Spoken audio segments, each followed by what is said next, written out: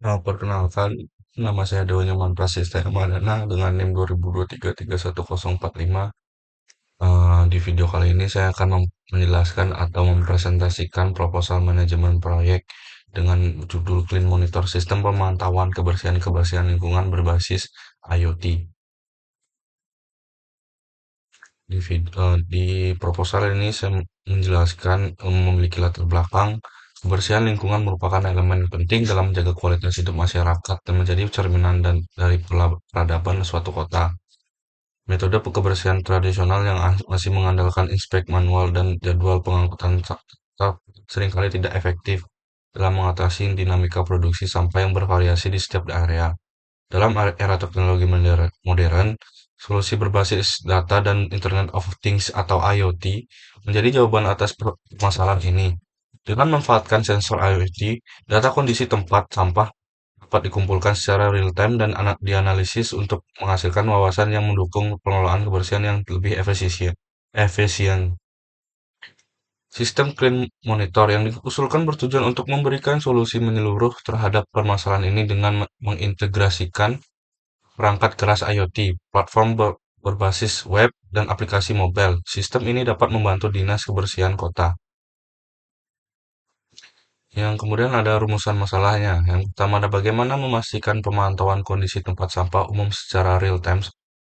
Yang kedua ada bagaimana mengoptimalkan penjadwalan dan rute pengangkutan sampah. Yang ketiga adalah bagaimana memberikan informasi lokasi area kotor untuk penanganan prioritas. Yang keempat ada bagaimana memanfaatkan teknologi IoT untuk meningkatkan efisiensi pengelolaan kebersihan.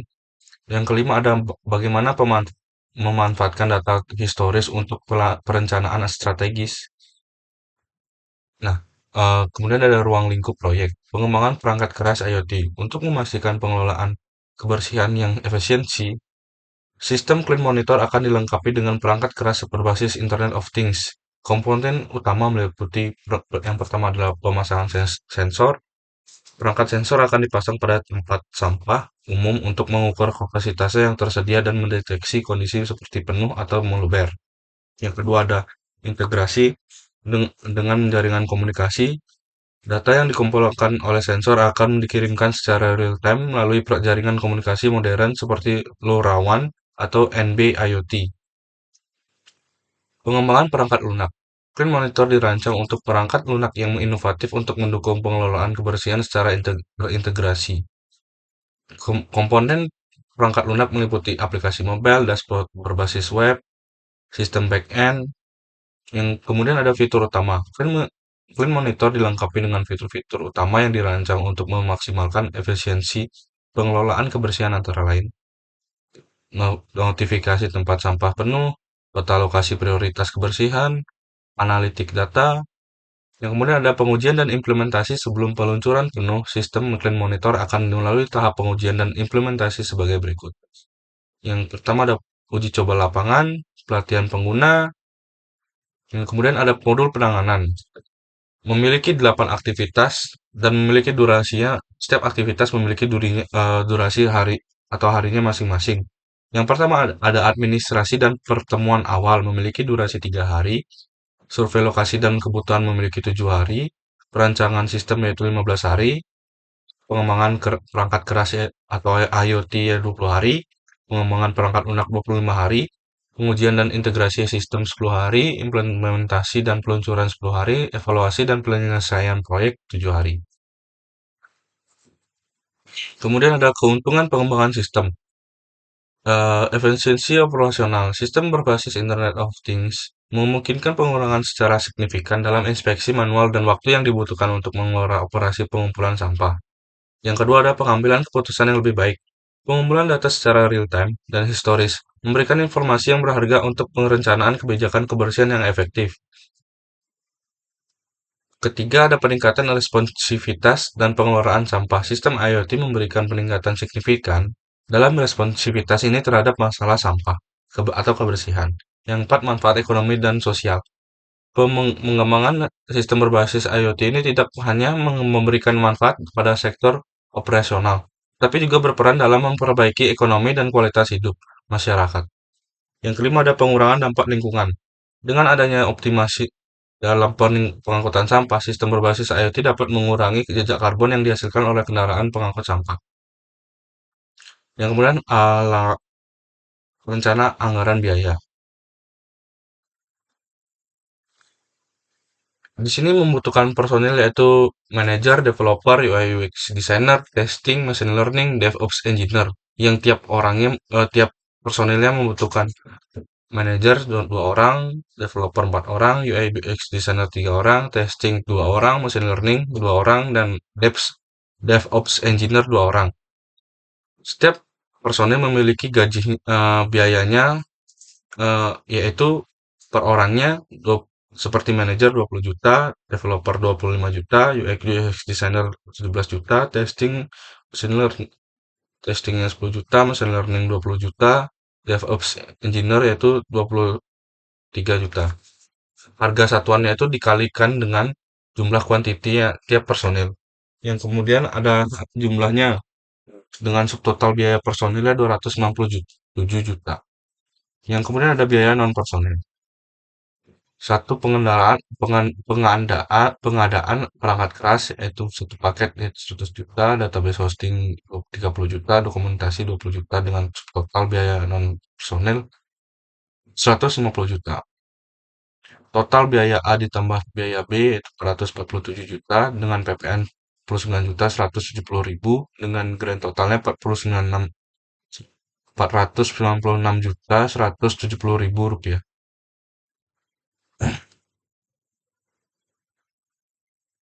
Kemudian ada jadwal pelaksanaannya. Setiap aktivitas personil memiliki durasi kerjanya dan memiliki durasinya masing-masing dan total waktunya masing-masing seperti manajer 52 hari total dia bekerja, manajer 2 30 hari, programmer 1 22 hari, programmer 2 15 hari, programmer 3 15 hari, programmer 4 25 hari, dan UI UX pertama yaitu 20 hari, dan UI UX 2 20 hari, UI UX 3 20 hari, testing pertama yaitu 17 hari, testing 2 10 hari, machine learning 1 yaitu 34 hari, machine learning 2 25 hari, DevOps engineer 17 hari, DevOps 2 engineer 10 hari. Dan kemudian ada subtotal 200 subtotalnya ini dan ditambahkan biaya non personilnya menjadi 447 juta. Kemudian ada biaya personil setiap personil dengan memiliki jadwal mereka mengerjakan proyek tersebut dengan rumus eh, hari kerja personil durasinya dikalikan dengan dibagi dengan total waktu personil dan dikalikan biayanya, maka setiap personil mendapatkan biayanya masing-masing dengan rumus tersebut untuk mengerjakan proyek tersebut. Kemudian setiap personel memiliki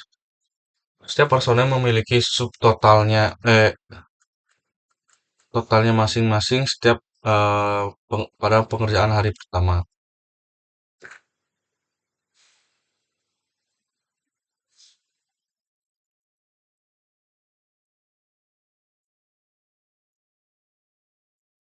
Kemudian ada chart chartnya itu untuk mau mengefisiensi pengerjaan suatu proyek. Di sini saya mengambil ya seperti misal jalur A dengan 72 hari dengan alurnya aktivitas 1, aktivitas 2, aktivitas 3, langsung ke aktivitas 4, langsung ke aktivitas 6, aktivitas 7, aktivitas 8. Yang dimana dapat menghemat waktu selama 55 hari. Tapi jika mau untuk mengerjakan proyek besar, sebaiknya memilih waktu yang lama agar peluncurannya optimal. Kemudian ada jadwal pelaksanaan. Jadwal pelaksanaan yaitu saya seha- eh, se- mengambil untuk mempekerjakan personil mengambil dengan seminggu 5 hari kerja dengan durasi hari setiap aktivitas dengan durasi harinya dengan menggunakan patokan prasyarat. Yang kemudian ada jadwal chartnya dan chart akumulasi pengerjaan proyek ini. Sini ada aktivitas dan RAB. RAB yang ini diambil dari eh, total personil biaya anggaran personil tenaga ahlinya. Kemudian untuk mencari bobotnya saya total eh, RAB-nya dibagi dengan total total anggaran yang dimana saya ubah menjadi persen. Kemudian ada jadwal pelaksanaannya dengan menggunakan rumus tujuannya untuk mencari ini akan bisa supaya akan dapat diakumulasikan dengan rumus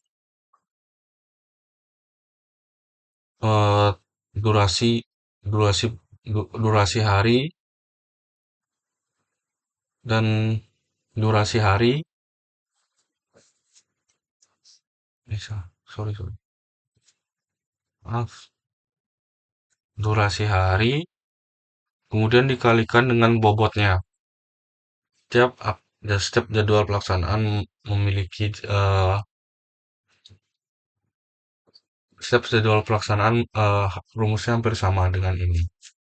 Kemudian total. Total yaitu eh, hasil semua dari minggu pertama, hari pertama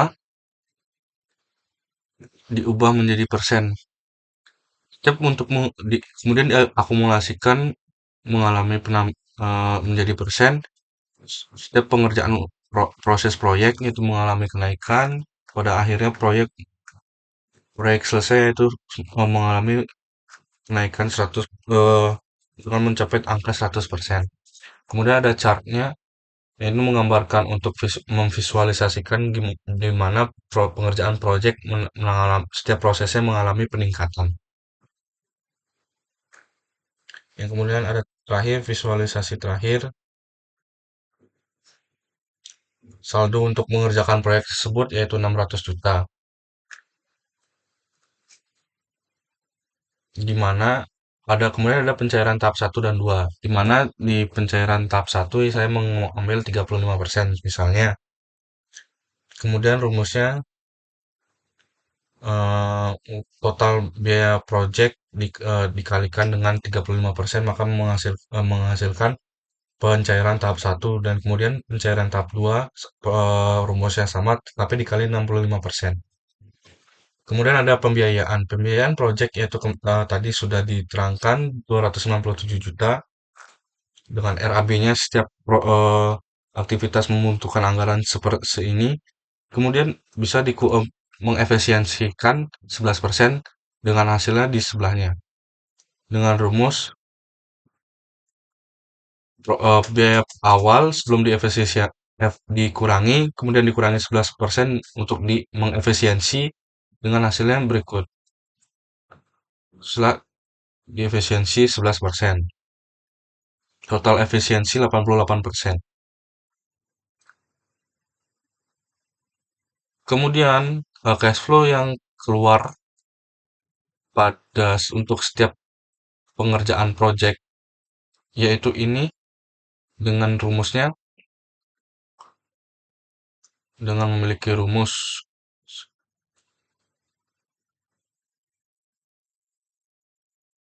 jadwal jadwal pelaksanaan yang diakumulasikan dikali dengan total pembiayaan maka menghasilkan cash flow yang keluar untuk setiap pengerjaan project. Kemudian ada di akumulasikan setiap pengerjaan proyek maka akan mengalami peningkatan untuk biaya mengerjakan proyek tersebut. Kemudian ada saldo akhir. Saldo akhir yaitu saldo awal dikurangi pembiayaan maka menghasilkan 303 juta ribu rupiah. Kemudian ada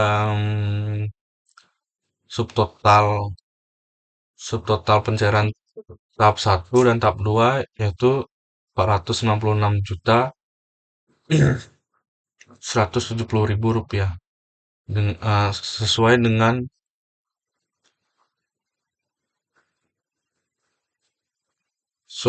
total yang sudah di, di- ditambah subtotal ditambah dengan biaya non operasionalnya. Sekian dari video saya kali ini. Jika ada kesalahan kata dan kekurangan mohon dimaafkan. Saya tutup dengan terima kasih.